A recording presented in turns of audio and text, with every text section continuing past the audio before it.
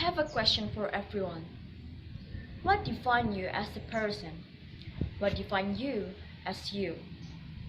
A lot of persons tend to define ourselves to our physical image, jobs, bank balance, and a lot of time to what others have to say about us. I used to find myself through many things in my life. Since I was in high school, I was the people pleaser. I wanted everyone to like me because I thought the more likable I was, the further I would get in life. Because being popular was so cool, and I tried so hard to become this person that everyone would like. I joined cheerleader, I skipped the rules, I joined student council and resumed my uniform as fit as possible. But I've always make friends with everyone, no matter what they're from, and I try to always be kind as possible. I thought this is why people like me, and majority of the time I was living my life through other people's opinions. Then, when my senior year came, it was the time I had to choose the university that I would go to. My environment, my friends, they truly have high standards about the university that we want to go to. So it made me push myself to think the same thing like them. I asked my parents to finance me study in a study group that costs way too far from the average, which is cost around 15 million rupiahs a year, where my friends go to. It wasn't an easy thing because I wasn't from a rich family like my friend. So I tried my best to not waste my opportunity. I studied so hard every day for months to get the best score to pass the test. My parents had been took me and picked me every day from that place. Then the moment had arrived, the announcement, and I found out that I wasn't passed the test.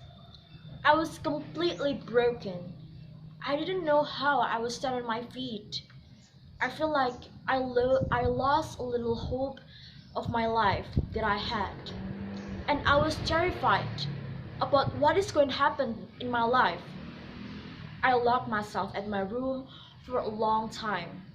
And my doctor diagnosed me that I'm depressed and I have anxiety disorder. I know today the only reason I felt empty, depressed, have a lot of anxieties, broken inside, because I didn't know myself like at all. So it was the hardest and emotional months of my life. And I didn't know how to deal with how I was feeling. All of that pain, that emotion.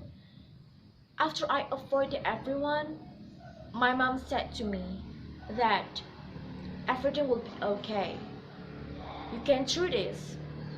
It was from that time that I decided that I was going to be happy and that I was going to find happiness that worked for me. That I wasn't going to deal with this, sadness, pain, and emotion anymore. I started to take the medicine from the doctor and done some control frequently. I started to looking for what the university and major something that probably worked with my passion. And I start to use myself with positive affirmation like, "LAKSHITA, you can do it." I was trying everything to get through how I was feeling. Something that seemed so impossible, but just like the positive affirmation that I was taught toward myself, I believe that happiness is something that you create to yourself, by yourself, on your own terms, that the word that we live in something that we create for ourselves. I'm not talking about the society words, but I'm talking about the individual word that each and everyone has experienced, because as we shape our world, we shape ourselves. So I had to take the time to out and to figure out myself, get inside my own mind and understand myself. There's only one part of the universe we can all be certain about and improving, and that's ourselves. From a book called The 15 Infallible Law by John Maxwell, he says something that probably can make us think. As children, our bodies grow automatically. A year goes by, we get taller, get stronger, and capable of doing more things and can facing new challenges. But a lot of people carry with them subconscious belief into adulthood that spiritual, mental, and emotional growth occurs automatically too. But now think about it for a second, because I was one of people that believe that those things occur automatically, but it's not. Personal growth has to be intentional. We have to take ownership of our growth process, but we do not simply improve by accident. Think about our closest friend. The longer you spend time with them, the more you learn about them, the closer you become. And it's exactly the same with ourselves. A lot of people think putting herself first is selfish, but I think putting yourself first simply means taking everything in my power to see myself succeed and reach my dream. I was speaking to one of my friends yesterday, and she asked me two questions. First, she asked me, how did you decide that you want to make change in your life within yourself and your mindset? Okay? And secondly, how did I make it stick? And I answered to her that I knew that I'm gonna make a change in my life, that I wanted to be the only person that was gonna choose my happiness, my own happiness.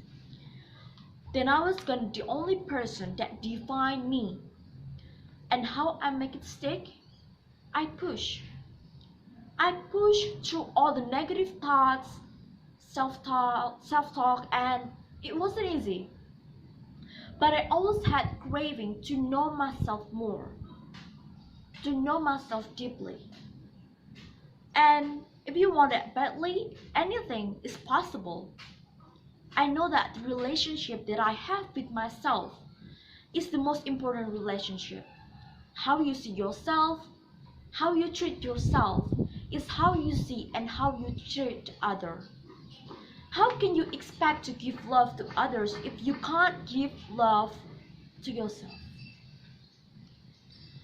Ask yourself that the day if relationship you have in your life by adding value to you or help you grow into the person you want to become, and then ask yourself, but I'm adding value to me. The people that you surround yourself in life have a bigger impact, have very big impact and influence on you, but your growth and your growth and your growth is you're the one who give a bigger impact to your own self. So decide today, it's maybe make a change, and if you decide to make that change, don't just place small amount of value on yourself, because rest assured the world will not raise your price. Now your words start focusing, developing, improving yourself, and good things will come. And know that the space between where you are now currently and where you want to be is growth, and the thing called life that happens in between, it's hard, but it's really beautiful. Thank you.